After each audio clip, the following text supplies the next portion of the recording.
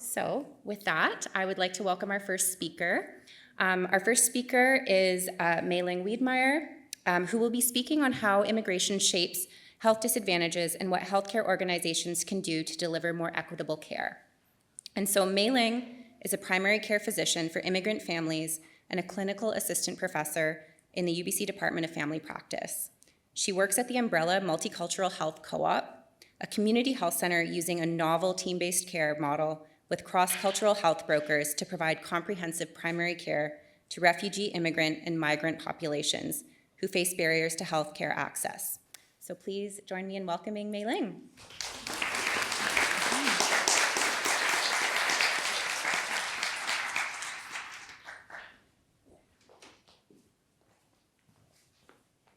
Hi, everyone. Thanks so much. I'm really delighted and honored to be here. I don't get to present to this kind of audience normally, so I'm thrilled. Can I? Oh, do I push the little button? Okay. Sorry. I wasn't sure if this was my cue.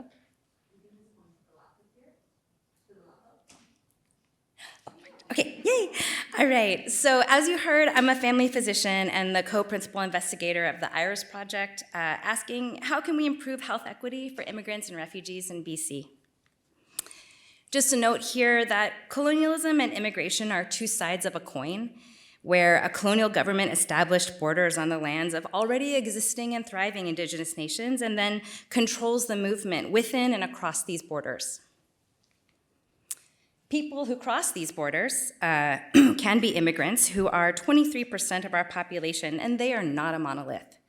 They face structural barriers to health equity, including racism, precarious work and housing environments, and immigration status.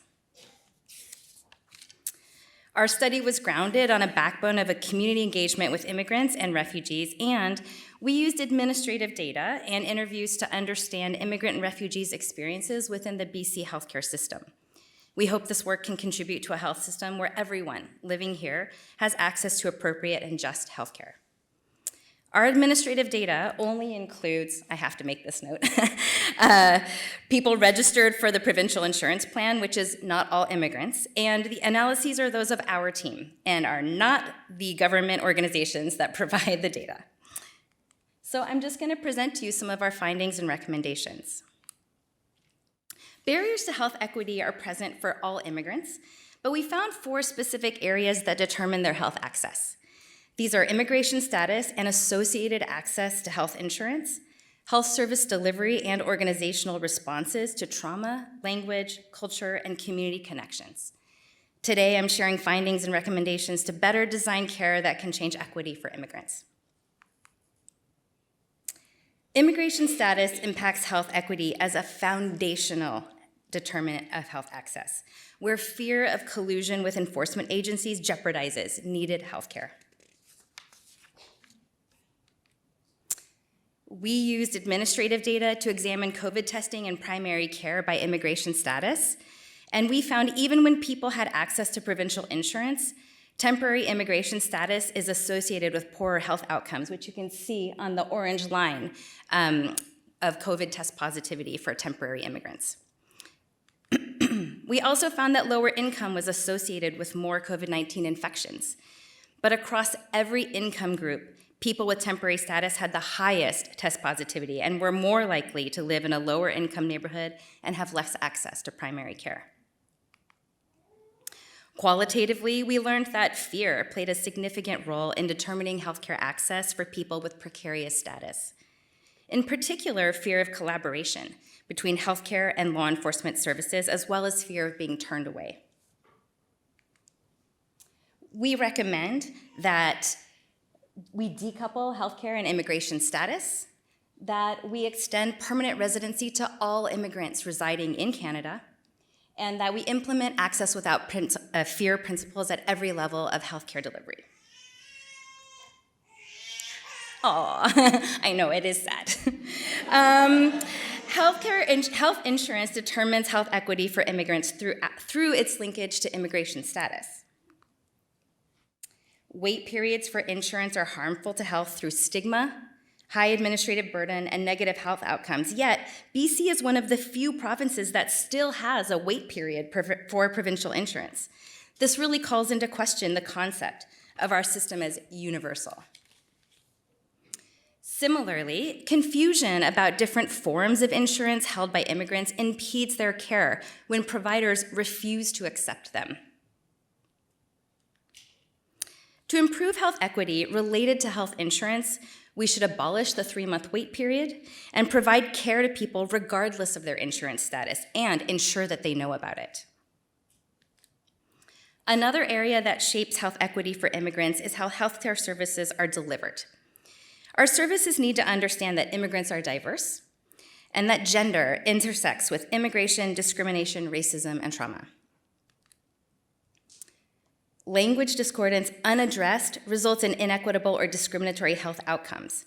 Immigrants have a diversity of culture and language, like this person who speaks an indigenous language from their homeland, trying to make it here in Canada.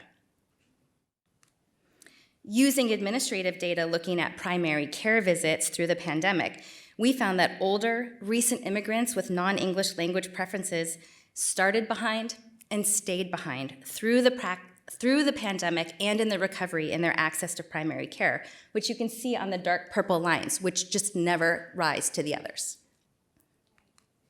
Many people arrive with experiences of trauma that influence how they interact with care, and whether or not our services are receptive to that is variable at best. Non-immigrants use more outpatient mental health services, especially lower-income youth.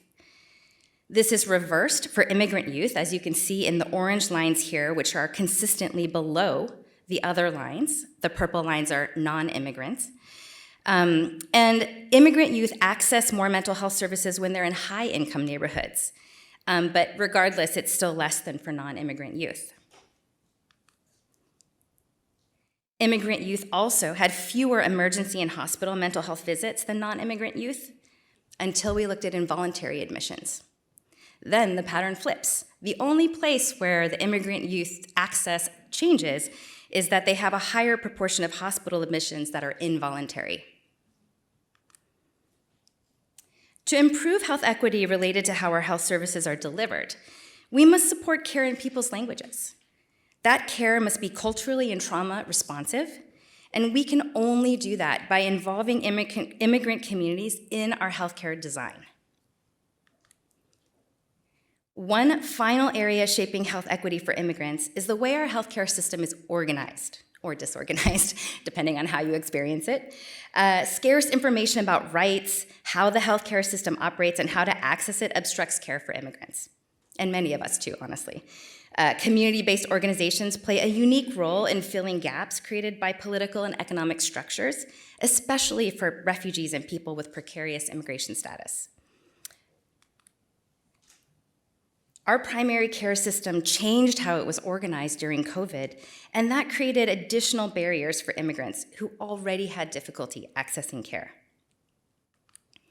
Yet across all 4 of our studies, we found that community-based organizations fill gaps, and this can be life-sustaining support. However, they are often under-resourced, filling in gaps in the system and bound by restrictive funding criteria.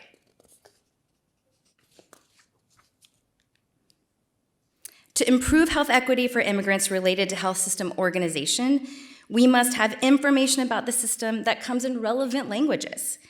Orientation to how the healthcare system works is essential, both for the people using the system and for the people working in the system, honestly. And community-based organizations must be supported and connected and part of the design of the healthcare system. Health equity for immigrants is determined by immigration status, health insurance, language, culture, and discrimination. But our participants, community-based organizations, advisory board, and research team members with lived experience all identified ways that immigrant community members helped each other and had practical recommendations for how to close systemic gaps and create communities where immigrants can thrive. Listening to them and taking responsibility at all levels, from individual, health service, municipal, provincial, and federal, can make these ideas a reality. We believe that healthcare services that work better for immigrants will work better for all people who deserve health equity. Thanks.